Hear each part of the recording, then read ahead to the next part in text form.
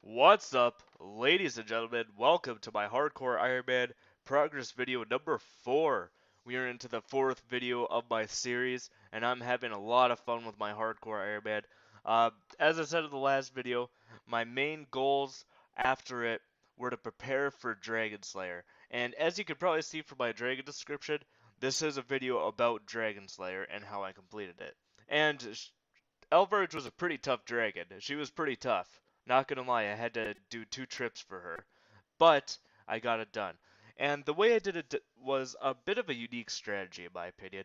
First off, I decided on a number of quests that I need, and then I moved to the area and I did them as soon as possible. For example, right now you're going to see me do Elemental Workshop 1 and 2. They provide a substantial amount of smithing and crafting experience. And if you guys haven't done it on your hardcore Iron Man, I would definitely suggest taking a look at it because if you're at a really low crafty level or a really low smithy level, this will really help buffer. So definitely check out these quests. It's a very good idea to do them anyways, just because they give a substantial amount of experience, and you're gonna need to do crafting. You're gonna need to do smithing anyways, so just get it done. I also started farming. Now, I didn't want to really get too far into it, so what I've been doing is I've been buying pineapple from the Catherby Charter Shop, which has pineapples. You can throw pineapples into the compost bin there and make super compost. I made about 200 so far, so I'm about at 10 farming. Now, that's not really too substantial, but it will help me start quests, such as Fairy Tale. That is a very good quest that you need to do to get the requirements to do fairy rains. I also moved to do the Merlin's quest and immediately went into doing the Holy Grail quest. For those of you that don't know, the Holy Grail quest gives you a ton of defense experience, a ton of prayer experience. It boosted me from about 15 prayer all the way up to 30. So definitely consider doing it. And I'm going to show you guys a method on how you can do it. It's really slow how you do it, but it is quite professional if you don't want to take too much damage on a hardcore Iron Man. What you guys see me doing is a method called flinching. Now, the Black Knight Titan, he is actually a pretty powerful enemy. If you get hit by him, he will hit a max of 15. And if you have really low HP like I do, I can only take about 2 or 3 hits from him before I'm dead. But there's a benefit. He has about, I'd say about 2H sword speed. So that means what you can do is you can just keep backing in and out of him and try to kill him that way. Now, it takes a long time. It took me about 10 minutes to do this. But I didn't die. That's the benefit of it. So not dying is definitely worth it, even if it takes, 10 minutes to do. And he doesn't despawn, he doesn't regain health or anything like that. So if you guys are looking to do this quest and you have really low health, at least make sure that you're above 15 so he doesn't one-shot you, and then come over here and just start flinching.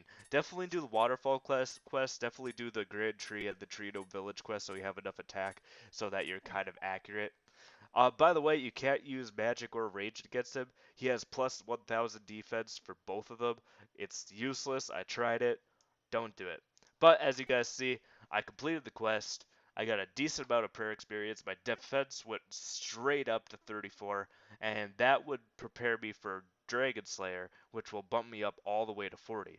Now, how did I prepare for Dragon Slayer? So, a couple things I did. I went to the Motherlode mine. Now, for those of you that don't know, because Motherlode was a recent addition to old school RuneScape, not really recent for a lot of you guys that have been playing, but for anyone that hasn't been playing old school RuneScape, the Motherlode mine basically allows you to get pay dirt. You put the pay dirt through a water wheel in the center of the mine, and it will give you coal, gold, mithril, adamant, depending on your level. So it's definitely a good place to check out. I got a lot of coal. It's definitely way faster than doing coal mining, so definitely check it out. So I did this to kind of prepare me for the things that I needed to craft to do Dragon Slayer, which were pearl bolts. For those of you that don't know, pearl bolts have a special effect when enchanted called something about the sea. Basically, fiery creatures get attacked for 25% more damage if it's procced.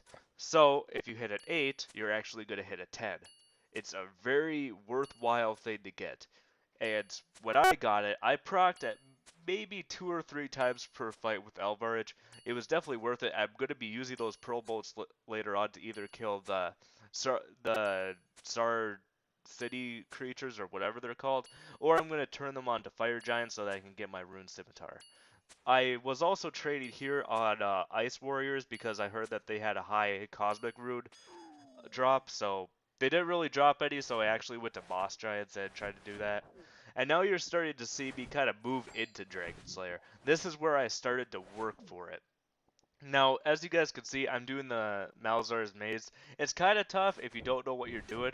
What you see is that there is actually a spot where the Lesser Demon there kind of de-aggroes you, and that's kind of useful. You got to make sure that you use that to your advantage because he can hit about 8 or 10 on you, so definitely be careful about that. The most optimal place for you to get him is at the end there, and, I didn't get it too well, but oh well. And now you guys can see me kind of moving into Dragon Slayer. This is where I got to the final steps. I got all the map pieces, I got the boat, I paid for everything, and now I'm finally in the quest part. I kind of like to show the cutscene for this one because it's kind of funny. You get to see the cabin boy die. Spoiler alert. And then you guys can kind of see the equipment that I chose for this. There's going to be an equipment screen right after this cutscene to kind of show you exactly what I chose and why I chose it. I'll kind of describe what I do during the fight. I'm not going to talk during the fights with Elvarge because I want you guys to kind of pay attention to what I'm doing. The first fight, I completely failed, panicked way too much, and in the second fight, I kind of gave myself panic room.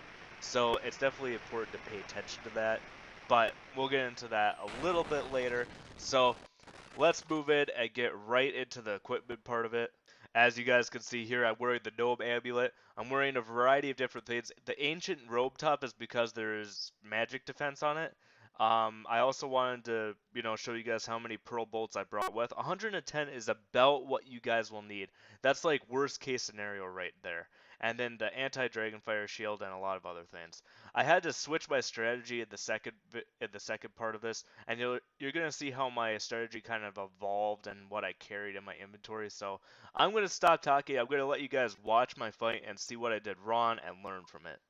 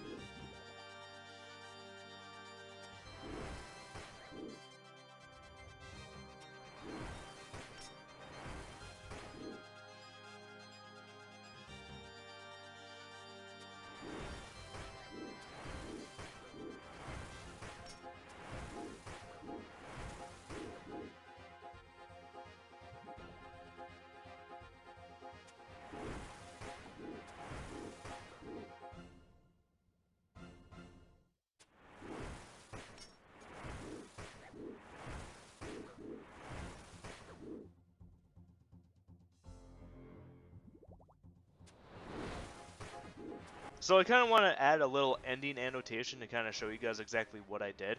So I changed my rain to a rain of recoil. Not really fearing death too much because I have enough food. I used the recoil to kind of kill Elvarage, and it definitely worked towards the end, as you can see here. The rain of recoil shattered right as it killed her, so it was definitely effective. You guys should definitely consider using that instead of using a rate of life like I was using in the first attempt. But I also got my health up, I also got my ranged up by going to boss strats so that I could make more of my pearl bolts. So definitely a good thing to do if you feel like you're not doing enough damage or you're just not having enough health to survive her attacks. So I finished Dragon Slayer, got the 37k worth of experience split between strength and defense experience, got massive amount of levels. Now I can wield rune, so that's going to be great. I'm going to definitely try to invest into a rune plate body and all the rest of the rune items in the Champions Guild. Finally, after I was done with Dragon Slayer, I kind of took it low a little bit and did some clue scrolls. Didn't get much of anything. This was actually the best one I got. Black Plate Body, pretty sad, honestly. So after that, I moved into quests. The first quest I completed after Dragon Slayer was immediately into Dragon Slayer. I kind of used the runes I had before and went in there, went to Entrana and killed the Tree Spirit. Not really hard. Just make sure that you have the mage levels to take care of it. You can also do range if you want to, but really it's just annoying trying to braid all the fletching gear in there. I also went in and did the Black Knight's Fortress. Uh, one of the free to play quests I haven't completed yet. So definitely worthwhile to do it. It also opens up recruitment drive, which is a decent amount of experience for prayer, herblore, and agility. So definitely a worthwhile quest. The Black Knight's Fortress gives you 2,500 gold. Not a lot, not compared to what storerooms give you, but it's a good amount. Good to do. Definitely do recruitment drive. Make sure you turn your character back to male if you're not a female. So definitely do that. I forgot to do it. I actually had to go back and pay 3,000 gold. So, oh well. And then finally, I finished off the day by doing Biohazard. So I kind of started off the elf quest line.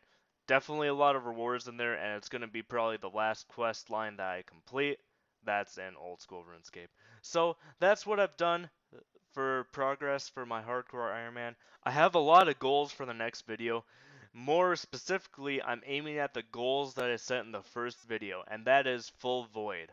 Full void is my next goal right now, and I'm going to be spending a lot of time in pest control. So definitely in the next video, expect a bit of that. I'm going to be doing a lot of it to complete my void gear. And then if you guys feel like joining me in pest control, definitely make sure that you have my name in old school RuneScape. It's just Rune Hardcore Iron Man, and add me, and I'll tell you if I'm playing a game. I'm probably going to be playing a game all week. If you see me logged into the pest control world, you can probably expect me in the easy boat. You can just come join me and then we'll have a good time. So, thank you guys for watching my video and have a good day.